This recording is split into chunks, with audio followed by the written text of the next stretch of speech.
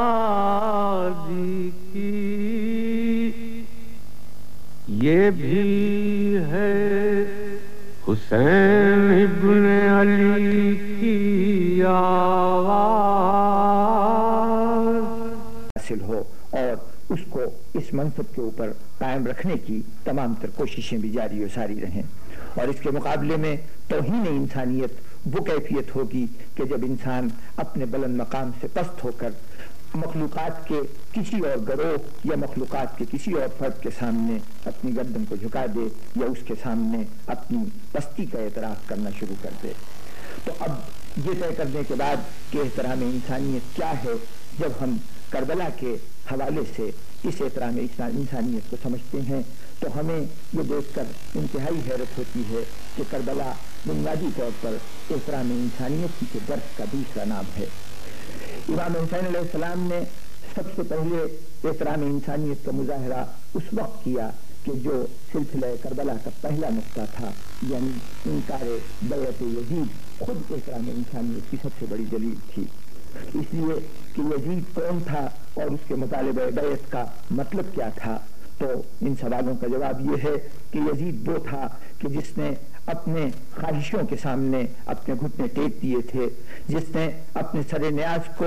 اپنے نفس کے تقاضوں کے سامنے جھکا دیا تھا، اور دوسری طرف جس نے جو حقیقی مالک ہے، جو انسان سے واحد بالا تر ہستی یعنی پروردگار عالم جس نے انسانیت کو خلق کیا تھا، اس کے حدود سے باہر نکل کر اس کے احکامات اور اس کی اطاعت سے انکار کر کے یزید نے بنیادی طور پر ایک طرف تو جہاں خواہشات کی غلامی اختیار کی تب توہین انسانیت کی، اور دوسری طرف جب اطاعت الہی سے انکار کیا، اللہ سے بغاوت کا راستہ اختیار کیا، تب توہین انسانیت کی۔ اب ایسا شخص کہ جو اللہ کا باغی ہو اور جو اپنی خواہشات کا تابع ہو، اس کے سامنے سر اطاعت جھکا دینا، اس کی بیعت کو قبول کرنا بہت بڑی توہین انسانیت ہوتا۔ گویا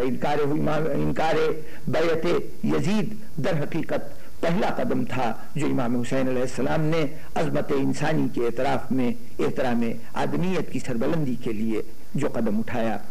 امام علیہ السلام نے انکار بیعت کر کے یقیناً ایک طرف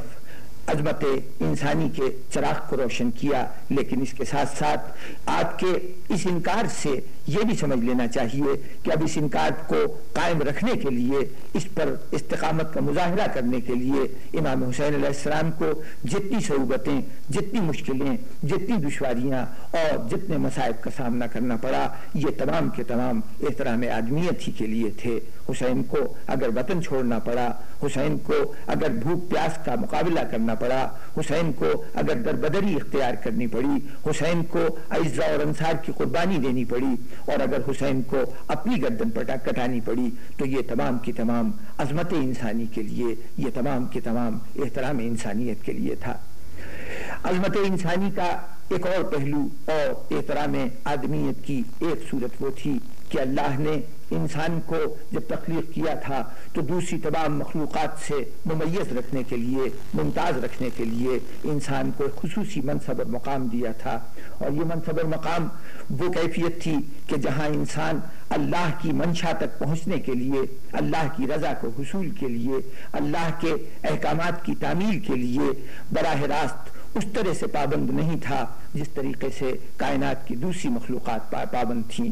اللہ نے اپنی شریعت کو انسان پر کن کے ایک فیصلے کے تحت نافذ نہیں کیا تھا، بلکہ انسان کو اختیار دیا تھا کہ خیر و شر کا امتیاز کی صلاحیت ہم تمہیں عطا کرتے ہیں، اور خیر و شر میں امتیاز کر کے ایک راستے کے اختیار تمہیں دیا جاتا ہے، اب تم جانو اور تمہارا فیصلہ جانے۔ تو گویا اللہ نے جس طرح زمین کو گردش کا پابند کیا تھا، نبات کو قوت نمو کا پابند کیا تھا، جمادات کو اپنی جگہ سے حرکت سے محروم رکھنے اور اپنی جگہ پر ساکن و جامد رہنے کے حکم کا تابع کیا تھا، اور حیوانات کو اپنی جبلتوں کے تابع رہ کر زندگی گزارنے کا تابع کیا تھا، اس طریقے سے انسان کو حکم کا تابع نہیں کیا گیا، بلکہ حکم الہی شریعت کی صورت میں انسان کے سامنے رکھ دیا گیا اور پھر انسان کو اختیار دے دیا گیا کہ وہ خود رائے قائم کرے، خود فیصلہ کرے۔ گویا اللہ نے انسان کو جو امتیاز عطا کیا دوسری مخلوقات پر،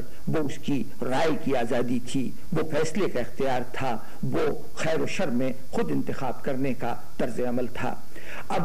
اس رائے کو برقرار رکھنا، اس رائے کو فروغ دینا اور فیصلے کی آزادی انسان کو عطا کرنا انسان کی آدمیت کا احترام کرنا ہے، اور کسی سے فیصلے کے اختیار کو چھین لینا، رائے کی آزادی کو سلب کر لینا توہین انسانیت ہے۔ اب اس اصول کو جب ہم کربلا کے حوالے سے پرکھتے ہیں اور امام حسین علیہ السلام کے طرز عمل کی روشنی میں دیکھتے ہیں تو یہ بات انتہائی حیران کن لگتی ہے کہ پوری تاریخ انسانیت میں حسین تنہا فرد ہیں کہ جنہوں نے احترام آدمیت کے اس پہلو کو اس انتہا تک پہنچا دیا کہ جہاں نہ تو اس سے پہلے انسانیت نے کبھی تصور کیا تھا اور نہ اب تک انسانیت اس مقام تک پہنچ چکی ہے۔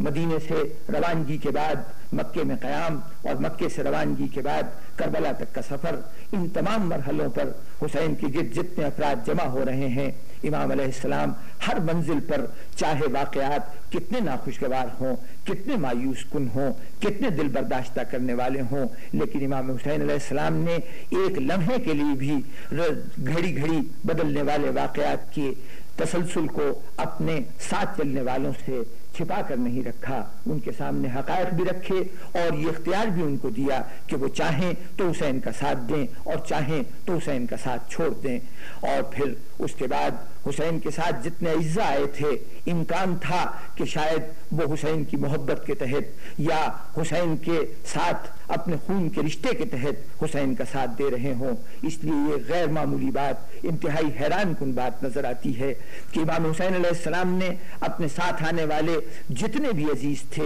ان سب کو کسی نہ کسی موقع پر اس بات کا پورا موقع دیا کہ وہ اپنی رائے کو آزادی سے قائم کریں اور خود اپنے طور پر فیصلہ کریں کہ انہیں کیا کرنا چاہیے۔ جب دوران سفر ایک منزل پر حضرت مسلم ابن عقیل کی شہادت کی خبر ملی تو امام حسین علیہ السلام نے اپنے تمام اصحاب، تمام انصار، تمام اعزاء کو جمع کیا اور ان کے سامنے اس خبر کا اعلان کیا کہ شہر کوفہ میں آپ کا سفیر حضرت مسلم شہید ہو چکے ہیں۔ تو اب اس مرحلے پر مختلف لوگوں کا مختلف رد عمل ہو سکتا تھا، مختلف خیالات کا اظہار ہو سکتا تھا، اور وہ اظہار ہوا جب کچھ لوگوں نے یہ کہا کہ ہمیں واپس چلنا چاہیے تو امام نے اس موقع پر ضروری سمجھا کہ وہ گروہ جو واقع شہادت حضرت مسلم سے سب سے زیادہ جذباتی طور پر متاثر ہے اس کی رائے لی جائے۔ چنانچہ اولاد عقیل کی طرف رخ کیا اور کہا کہ بھائیو تمہارا کیا خیال ہے؟ جناب عقیل ابن ابی طالب کی اولاد کے تمام افراد نے یک زبان ہو کر کہا کہ مسلم ابن عقیل جیسے شخص کے دنیا سے گزر جانے کے بعد اب ہمارا دنیا میں رہنے کا لطف باقی نہیں رہا، ہمیں اس راہ پر چلتے رہنا چاہیے جس راہ پر مسلم ابن عقیل گئے ہیں۔ امام کا یہ رائے دریافت کرنا اس بات کی دلیل تھی کہ امام ہر شخص کے انفرادی قوت فیصلہ اور اختیار فیصلہ کے قائل ہیں اور اس بات کو ضروری سمجھتے ہیں کہ ہر رائے اور خاص طور پر حق کے راستے پر چلنے کی رائے انسان خود اپنے شعور سے اور اپنے عقل کی روشنی میں اس راستے کو طے کرے۔ امام کے لوگوں کو رائے کی آزادی دینے کا وہ مرحلہ تو انتہائی عجیب و غریب ہے کہ جب کربلا میں شب عاشور آئی، امام حسین علیہ السلام نے 9 محرم کو اپنے تمام اصحاب و اعزاء کو جمع کر کے ایک خطبہ دیا اور اس خطبے میں آپ نے ارشاد فرمایا کہ دیکھو اگر تم میرے ساتھ اس لیے ہو کہ تم نے میری بیعت کی تھی تو میں تمہاری گردن سے بیعت کے اس بوجھ کو ہٹا لیتا ہوں، اب تم آزاد ہو، تم واپس جا سکتے ہو۔ اور دیکھو اگر تمہیں جاتے ہوئے یہ احساس ہے کہ دنیا کہے گی کہ نواز رسول کو دشمنوں کے نرغے میں تنہا چھوڑ آئے تو تم اپنے ساتھ میرے اعزاء میں سے ایک ایک کا ہاتھ پکڑو اور انہیں بھی ساتھ لیتے جاؤ۔ اور اگر تم یہ سمجھتے ہو کہ تمہارے رہنے سے میری زندگی کے تحفظ کا کوئی امکان ہے تو یہ بھی بتا دوں کہ اس کا بھی کوئی امکان نہیں، بہر طور مجھے شہید ہونا ہے۔ اور اگر تمہیں یہ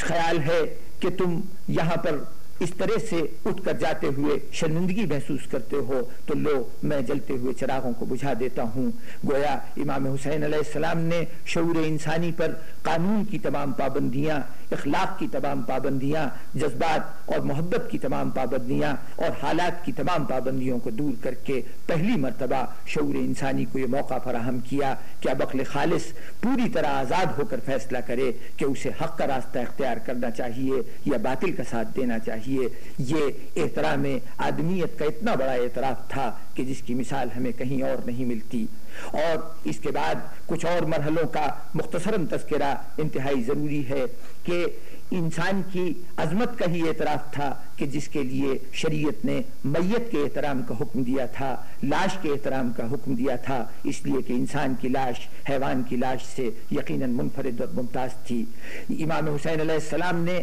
اس شریعت کے حکم کو اور احترام آدمیت کے اس پہلو کو اس اہتمام سے برتا کہ میدان قتال میں چلتی ہوئی تلواروں میں، برستے ہوئے تیروں میں اپنے کسی عزیز کا لاشا، اپنے کسی دوست کا لاشا، اپنے کسی ناصر کی میت کو میدان میں نہیں رہنے دیا، اہتمام سے گئے، اٹھا کر لائے، خیمے میں رکھا۔ اور